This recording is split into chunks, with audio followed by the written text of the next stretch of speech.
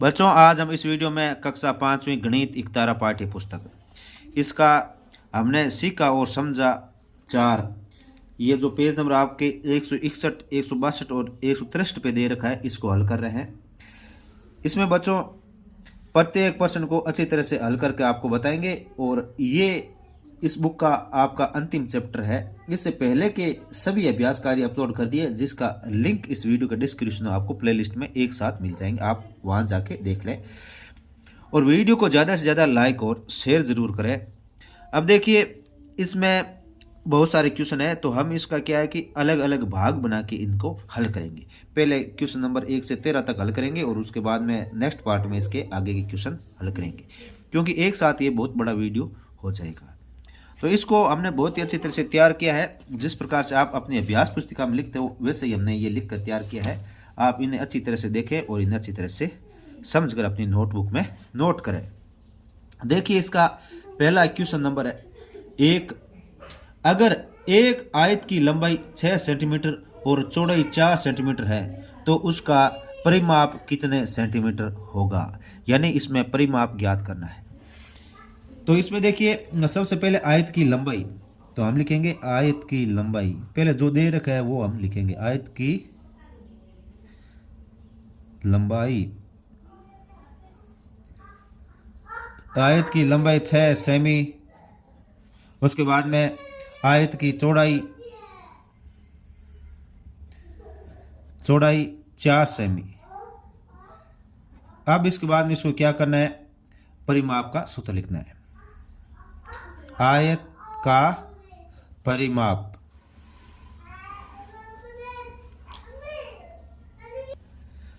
आयत का जो परिमाप का सूत्र होता है 2 गुना लंबाई प्लस चौड़ाई।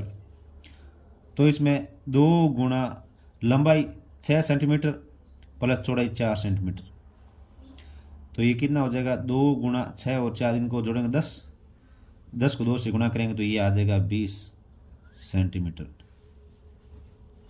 इसका उत्तर आ जाएगा। अब इसका क्वेश्चन नंबर 2। एक वर्ग की भुजा है वो 5 सेंटीमीटर है, बताओ उसका परिमाप और क्षेत्रफल क्या होगा? तो वर्ग की भुजा,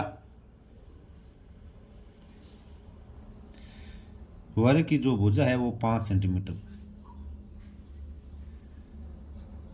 5 सेंटीमीटर। अब इसका परिमाप, जो वर्ग का परिमाप होता है वो 4 गुना भुजा होता है, 4 गुना भुजा। तो ये 4 और भुजा कितनी है? 5। 4 को 5 से गुणा करेंगे तो ये आ जाएगा 20 सेंटीमीटर, यानी वर्ग का परिमाप आ जाएगा 20 सेंटीमीटर। इसके बाद वर्ग का क्षेत्रफल,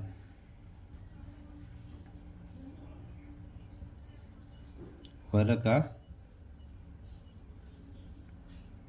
क्षेत्रफल, वर्ग का जो क्षेत्रफल होता है उसका सूत्र होता है भुजा गुणा भुजा, भुजा गुणा भुजा। तो अब भुजा इसकी 5 सेंटीमीटर है, तो 5 को 5 से गुणा करेंगे तो ये आ जाएगा 25 वर्ग सेंटीमीटर, 25 वर्ग सेंटीमीटर इसका क्षेत्रफल आ जाएगा। इसके बाद में क्वेश्चन नंबर 3।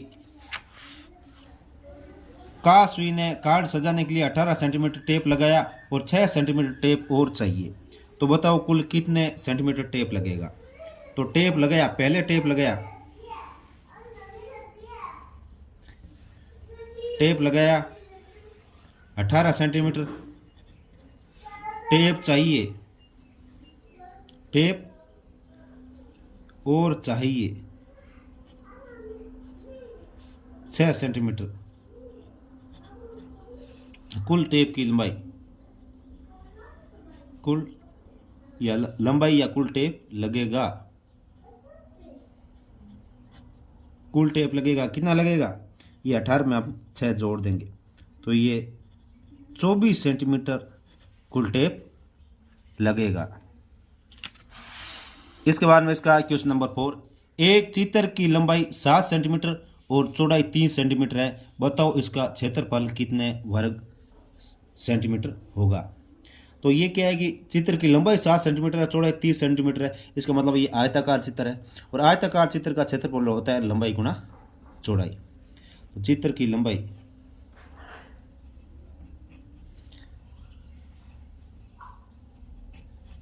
चित्र की लंबाई 7 सेंटीमीटर, चौड़ाई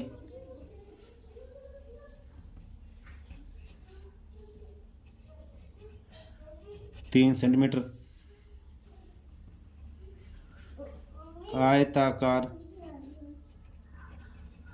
चित्र का क्षेत्रफल, जो आयताकार चित्र होता है उसका क्षेत्रफल होता है लंबाई गुणा चौड़ाई। लंबाई है 7 और चौड़ाई है 3, तो ये हो जाएगा 21 वर्ग सेंटीमीटर। 21 वर्ग सेंटीमीटर हो जाएगा। इसके बाद में क्वेश्चन नंबर 5, एक वर्ग में 4 भुजाएं होती है, सभी बराबर है, अगर हर भुजा 6 सेंटीमीटर है तो उस वर्ग का क्षेत्रफल कितना होगा। वर्ग की भुजा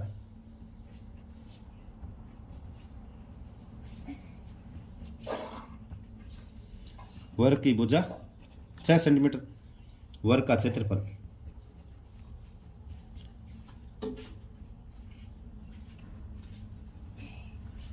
वर्ग का क्षेत्रफल।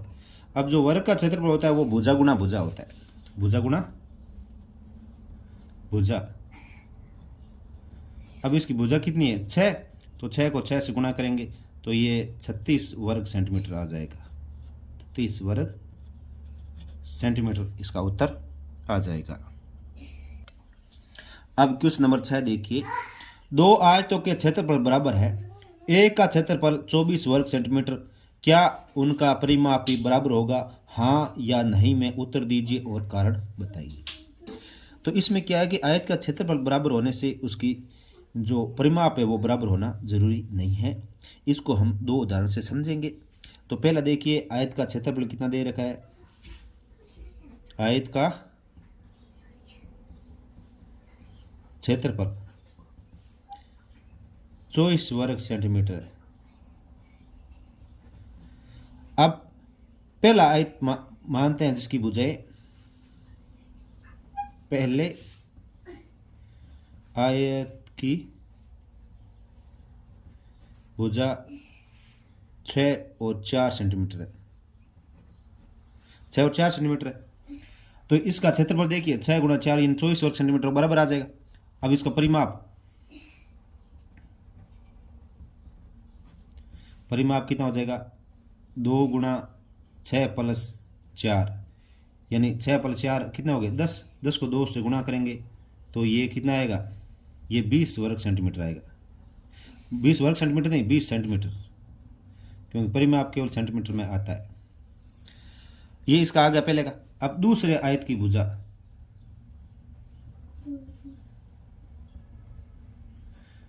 दूसरे आयत की भुजा 8 और 3 सेंटीमीटर, 8 और 3 सेंटीमीटर। इसका क्षेत्रफल देखिए 8 को 3 से गुणा करके 24 वर्ग सेंटीमीटर आएगा, बराबर आ रहा है। इसका परिमाप 2 गुणा 8 प्लस 3, 2 को 8 प्लस 3 11 होता है, इसको गुणा करें तो 22 सेंटीमीटर आएगा, 22 सेंटीमीटर। तो इसमें देखिए पहले में 20 सेंटीमीटर, दूसरे में 22 सेंटीमीटर। तो इसमें कह रहा है कि क्या उनका परिमाप बराबर होगा, तो उनका परिमाप बराबर नहीं होगा। तो हम लिखेंगे उनका परिमाप बराबर नहीं होगा। अब क्वेश्चन नंबर 7 देखिए, अगर एक कपड़े की लंबाई 7 सेंटीमीटर और चौड़ाई 4 सेंटीमीटर है तो उसके चारों ओर गोटा लगाने के लिए कितने सेंटीमीटर धागा चाहिए। तो अब इसमें क्या है कि इसकी लंबाई दे रखी, चौड़ाई, और इसका हमें परिमाप ज्ञात करना है। तो कपड़े की लंबाई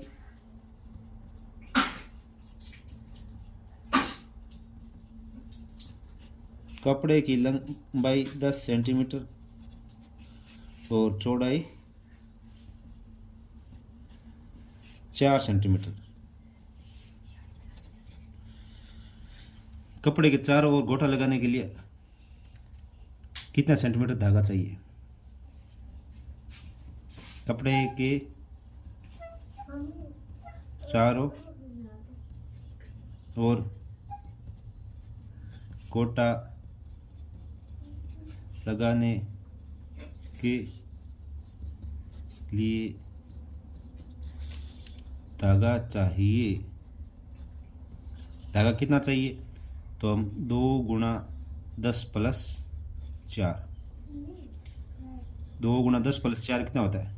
14, और 14 को 2 से गुणा करेंगे तो ये 28 सेंटीमीटर धागा चाहिए। इसका 28 सेंटीमीटर इसका उत्तर आ जाएगा।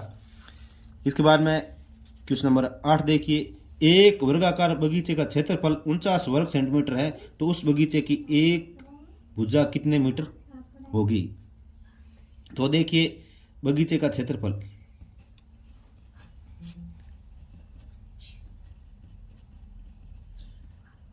बगीचे का क्षेत्रफल, और क्षेत्रफल क्या होता है? भुजा गुणा भुजा, भुजा का स्क्वायर होता है। ये कितना है? 49 वर्ग मीटर, 49 वर्ग मीटर। ये भुजा गुणा भुजा होता है। अब ये जो इसका क्या निकालनी? भुजा, तो एक भुजा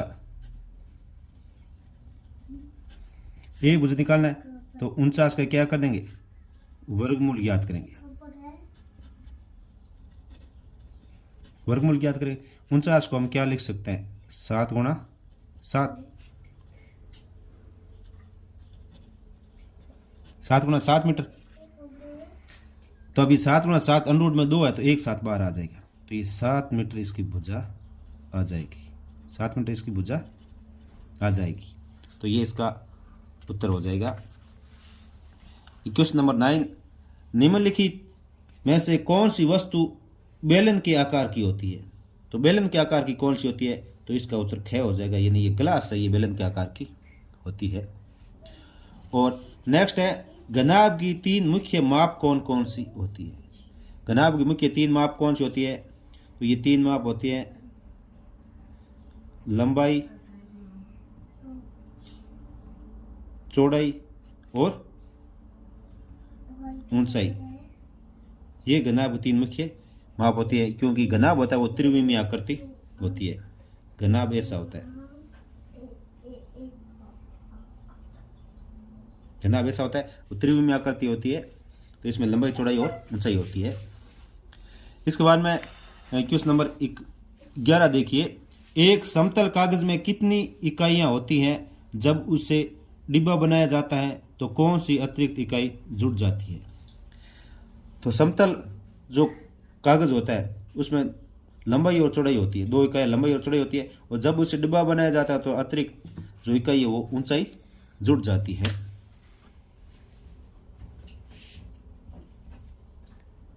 समतल कागज में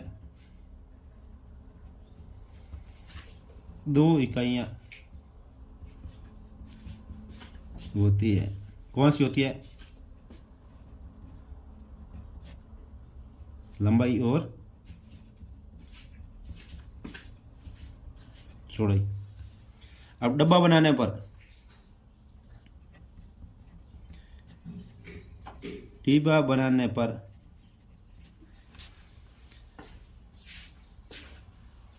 ऊंचाई जो ये जुड़ जाती है, जुड़ जाती है। यानी समतल आकृति होगी तो लंबाई और चौड़ाई 2 ही होगी, और जैसे डब्बा बनाएंगे तो इसमें ऊंचाई भी जुड़ जाएगी।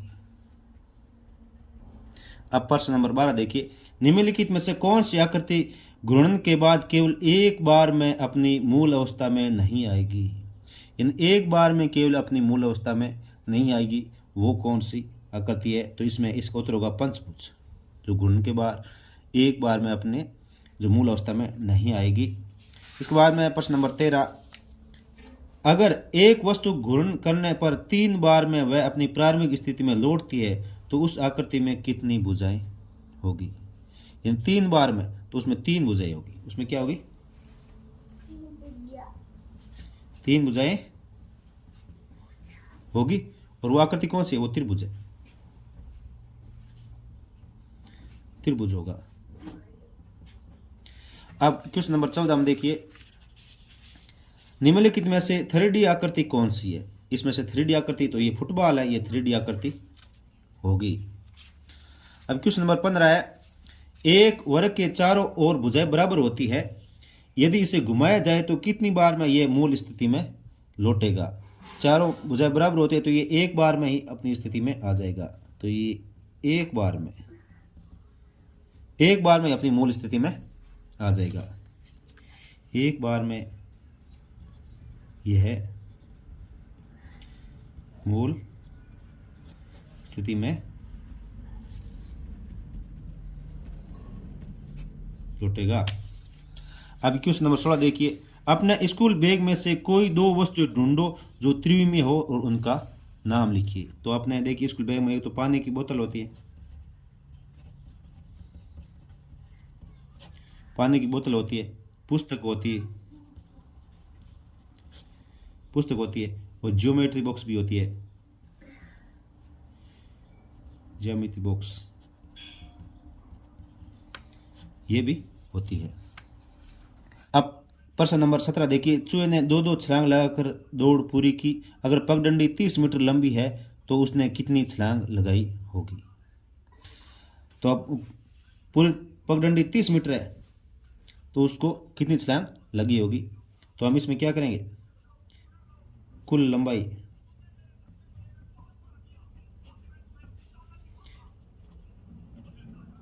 तीस मीटर, दो की छलांग लगाई है तो हम 30 में क्या करेंगे, 2 का भाग देंगे तो इसका उत्तर आ जाएगा 15। यानी उसने पूरी जो दौड़ है, पूरी दौड़ 30 छलांग, पूरी दौड़ 30 छलांग में की। यानी कुल लंबाई 30 मीटर है और दो की छलांग लगा रहा है, 30 में 2 का भाग देंगे 15, यानी पूरी दौड़ 15 छलांग में की उसने।